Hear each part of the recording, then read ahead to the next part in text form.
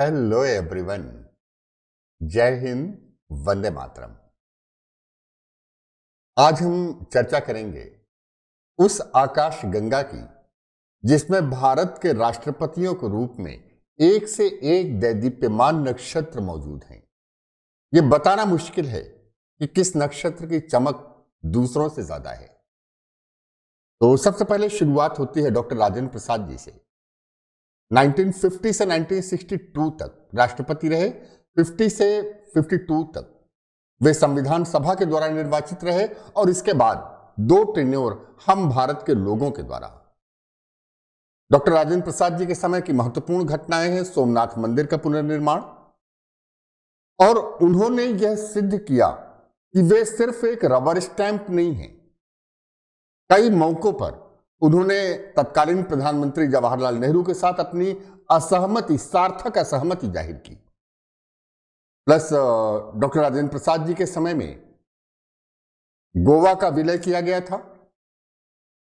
दूसरे राष्ट्रपति थे डॉक्टर सर्वपल्ली राधाकृष्णन, उपराष्ट्रपति से राष्ट्रपति बनने वाले पहले व्यक्ति, विश्वविख्यात दार्शनिक जिनकी पुस्तक का नाम था द इंडियन फिलॉसफी। और आपको बताऊं कि डॉक्टर राधाकृष्णन जी का जन्मदिन 5 सितंबर शिक्षक दिवस के रूप में मनाया जाता है। अपार्ट फ्रॉम दैट 2 युद्ध हुए थे इनके समय में, एक 1962 चीन के साथ और दूसरा 1965 पाकिस्तान के साथ, जिसके बाद सुप्रसिद्ध ताशकंद समझौता हुआ था। भारत के तीसरे राष्ट्रपति हैं डॉक्टर जाकिर हुसैन जी। बच्चों की कहानियां लिखने के लिए विख्यात थे और अब्बू खां की बकरी बड़ी प्रसिद्ध पुस्तक है आपकी। अपने पद पर रहते हुए मरने वाले वे पहले राष्ट्रपति थे। 1969 में उनकी मृत्यु हुई और इसके बाद के राष्ट्रपति का चुनाव एक ऐतिहासिक चुनाव बन गया। पहले वीबी गिरी जी उपराष्ट्रपति थे, वे राष्ट्रपति बनाए गए, लेकिन वे चुनाव लड़ना चाहते थे, उन्होंने इस्तीफा दे दिया। और तब जस्टिस एम हिदायतुल्ला एक्टिंग राष्ट्रपति के रूप में आए। वे ज्यूडिशरी से राष्ट्रपति बनने वाले इकलौते व्यक्ति हैं। और वीबी गिरी जी का यह चुनाव बड़ा महत्वपूर्ण था। एक तो अंतरात्मा की आवाज के नाम पर चुनाव लड़ा गया।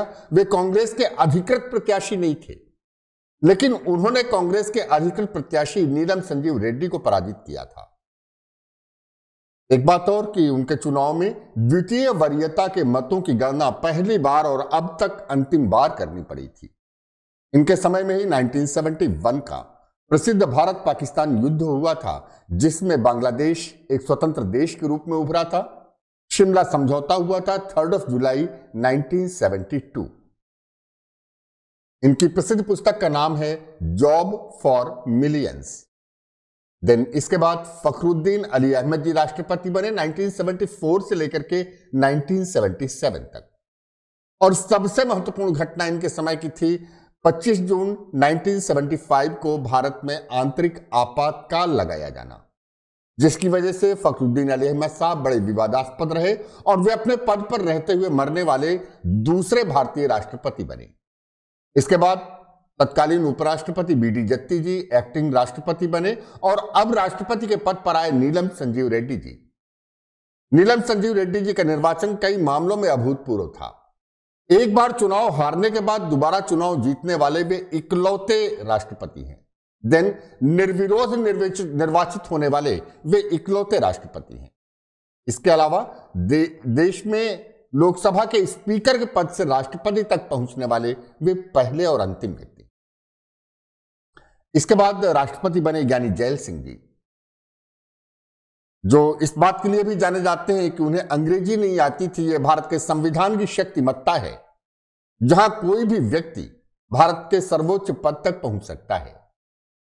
ज्ञानी जैल सिंह जी के समय की बड़ी महत्वपूर्ण घटना थी ऑपरेशन ब्लू स्टार, जिसके द्वारा स्वर्ण मंदिर को आतंकवादियों से मुक्त कराया गया।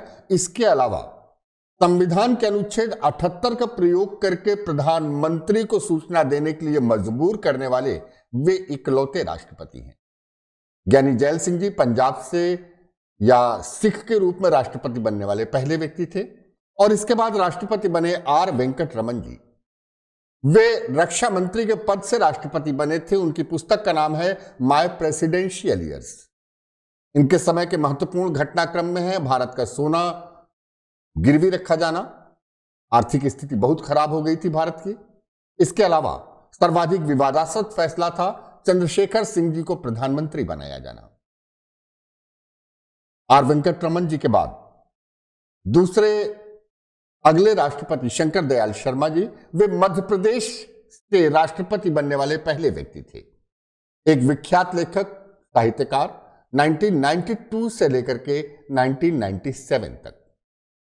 यही समय था जब हिंदुस्तान ग्लोबलाइजेशन की, उदारीकरण की नई इबारत लिख रहा था। और इसके बाद राष्ट्रपति बने KR नारायणन। वे विदेश सेवा से भारत के राष्ट्रपति बनने वाले पहले व्यक्ति थे। वे पहले दलित राष्ट्रपति भी हैं और बेहद लोकप्रिय राष्ट्रपति रहे। और इसके बाद नंबर आता है भारत के सर्वाधिक लोकप्रिय राष्ट्रपति का, डॉक्टर APJ कलाम जी, जिनकी पुस्तक है विंग्स ऑफ फायर। और APJ कलाम साहब के प्रतिपक्ष में कैप्टन लक्ष्मी सहगल थी, जो नेताजी सुभाष चंद्र बोस की आजाद हिंद फौज की रानी लक्ष्मीबाई ब्रिगेड की प्रमुख थी।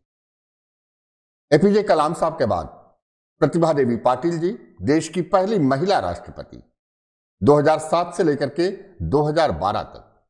और इसके बाद राष्ट्रपति बने भारत के जाने माने राजनीतिज्ञ प्रणब मुखर्जी जी, 2012 से लेकर के 2017 तक। बड़े सफल और बड़े सम्मानित राष्ट्रपतियों में शुमार होता है प्रणब मुखर्जी जी का। और इसके बाद बनते हैं रामनाथ कोविंद जी, जो 2017 से लेकर के अब तक राष्ट्रपति रहे। यह भारत का सौभाग्य है कि राष्ट्रपति पद पर बैठने वाले सभी व्यक्ति भारत की राजनीतिक आकाश गंगा के चमकते हुए नक्षत्र हैं। और यह भारत के संविधान की ताकत है, हम भारत के लोगों की, कि आज तक कोई भी राष्ट्रपति को न तो महाभियोग का सामना करना पड़ा, न अन्य आरोपों का। तो यह थी भारत के राष्ट्रपतियों के बारे में एक सामान्य जानकारी। वीडियो कैसा लगा अपने कमेंट बॉक्स में जाकर के हमें जरूर बताइएगा।